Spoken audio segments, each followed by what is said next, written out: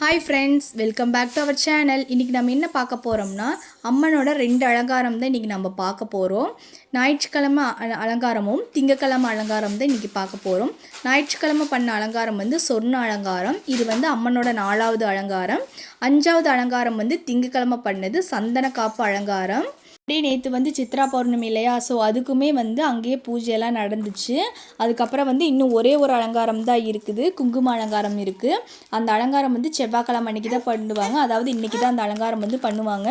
அது இன்னுமே வந்து ரொம்ப வந்து ஒரு விசேஷமாக தான் இருக்கும்.